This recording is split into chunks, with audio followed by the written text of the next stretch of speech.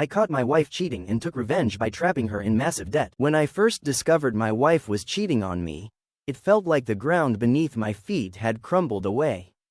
It wasn't just a betrayal of love but a betrayal of trust, of partnership, of every promise we had made to each other. We had spent years building a life together, and in a single moment, I saw it all unravel. It started innocuously enough. One evening, I sat down to go through our finances. Money had been tight lately, and I wanted to figure out why.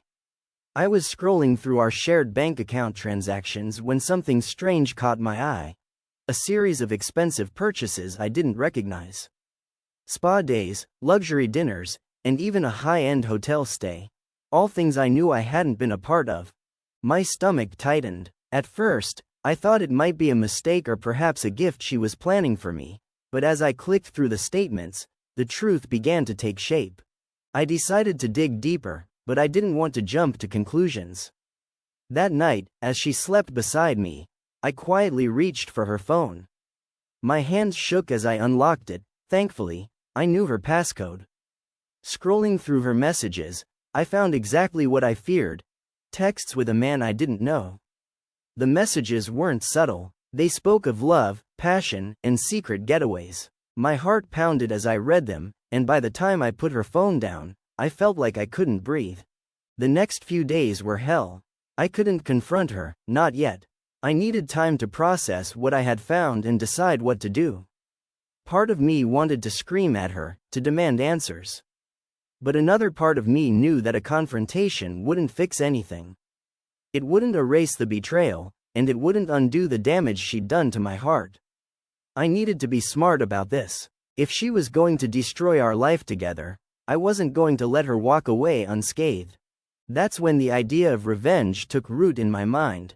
It wasn't about pettiness or spite, at least, that's what I told myself. It was about justice. She had lied to me, betrayed me, and drained our finances for her own selfish desires. I couldn't just let her get away with it. If she wanted to play dirty, then so would I. The first step was consulting a lawyer. I didn't want to act impulsively, so I sought professional advice to figure out how to protect myself. I found a discreet attorney who specialized in divorce cases and explained everything: the affair, the financial deceit, and my plan to shift the consequences onto her. The lawyer listened patiently, nodding as I spoke. "This is a difficult situation," she said when I finished.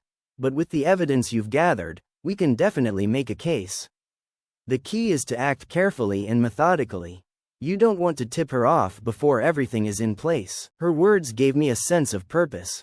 For the first time since discovering the affair, I felt like I had some control over the situation.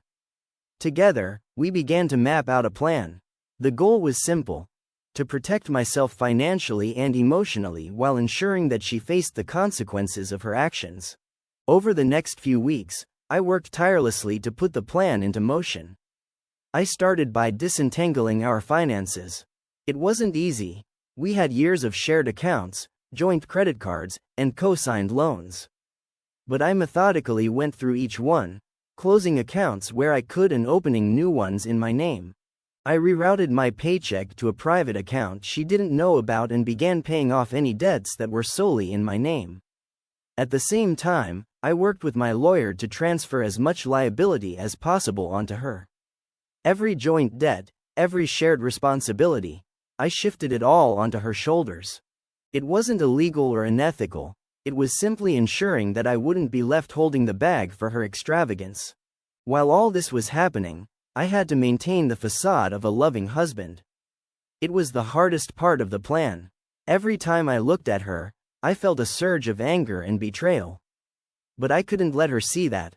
If she suspected anything, she might try to counter my actions or hide her tracks. So, I smiled when I didn't want to, kissed her when I felt like screaming, and pretended that everything was fine. She, of course, had no idea what was coming. She continued her affair, blissfully unaware that I knew about it. Sometimes, I'd catch her sneaking off to make a phone call or coming home late with a flimsy excuse. It infuriated me, but I held my tongue. I knew that her overconfidence would be her downfall. As the weeks turned into months, I started to feel the weight of my deception. Keeping up the act was exhausting, and there were moments when I questioned whether I was doing the right thing. Was it worth it? Was I sinking to her level by plotting revenge? But every time I had doubts, I reminded myself of what she had done. She didn't just betray me emotionally. She jeopardized our future, our stability, and everything we had worked for. I wasn't just fighting for justice, I was fighting for my own dignity. Finally, after months of preparation, the stage was set. The finances were untangled, the debts were in her name, and the divorce papers were ready. All that was left was the confrontation. I chose a Friday evening for the reveal. She would be tired from work, her defenses lowered, and it would give me the entire weekend to deal with the everything. You can keep denying it if you want, but it won't change the reality. Her hands trembled as she took the papers, her eyes darting back and forth across the room as though searching for an escape route. You don't have to do this, she whispered. We can work through this. I made a mistake, but we can fix it. Her plea almost made me waver, but then I remembered the months of deceit, the pain, and the nights spent questioning my worth. This wasn't just about the affair, it was about everything she had torn apart without a second thought. We can't fix this, I said firmly. You didn't just make a mistake. You made a series of choices that betrayed me, and now you're going to live with the consequences. She broke down, tears streaming down her face, but I didn't feel sympathy. Not anymore. She wasn't crying out of remorse, she was crying because she realized she'd lost. I stood up and walked toward the door, grabbing my keys and coat. I'll be staying at a hotel for a few days, I said. When I get back, I expect you to have moved out. The lawyer will be in touch about the rest. Her sobs followed me as I walked out the door, but I didn't look back. For the first time in months, I felt free. The weight of her betrayal had been crushing me, but now, I had taken back control. She had tried to destroy me, but I had turned the tables and ensured that she would bear the burden of her own actions. Over the next few days, I focused on rebuilding my life. It wasn't easy. There were moments when the anger and sadness threatened to consume me.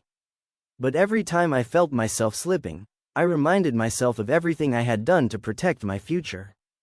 I had secured my finances, ensured she couldn't drag me down with her, and taken the first steps toward healing. The road ahead was long, but I knew I could face it with my head held high. A week later, I returned to the house to find her gone. She had taken her clothes and personal belongings but left behind everything else. The space felt emptier, but it was also lighter, as though her presence had been a dark cloud hanging over me. I walked through each room, taking in the silence and letting it fill me with a sense of peace. The legal process was straightforward, thanks to the meticulous preparation I had done. She didn't contest the divorce, she knew she didn't stand a chance. The debts remained in her name, and I emerged from the ordeal with my finances intact and my dignity restored. In the months that followed, I focused on myself. I started going to therapy to work through the pain and rediscover who I was outside of the marriage. I reconnected with old friends, picked up hobbies I had neglected, and even started dating again, not because I was looking for someone to replace her, but because I wanted to remind myself that love and trust were still possible. As for her, I heard through mutual friends that she was struggling. The man she had cheated with left her as soon as the divorce papers were filed, and she was drowning in debt she couldn't manage. Part of me felt vindicated, but another part of me felt pity. She had made her choices, and now she was living with the consequences. Looking back, I don't regret anything. Her betrayal was devastating, but it also taught me some of the most important lessons of my life. It taught me the value of self-respect, the power of preparation, and the importance of standing up for myself when someone tries to tear me down. It wasn't an easy journey, but it was one that made me stronger, wiser, and more resilient. Today, I'm in a much better place. I've moved to a new city, started a new job, and built a life that feels authentically mine. The scars from that time still linger, but they no longer define me. Instead, they serve as a reminder of what I've overcome and the strength I found within myself when I needed it most. This isn't just a story about betrayal and revenge, it's a story about survival and growth. It's about finding the courage to take control of your life when everything seems to be falling apart. And it's a reminder that even in the darkest moments, there's a way forward. You just have to be willing to fight for it.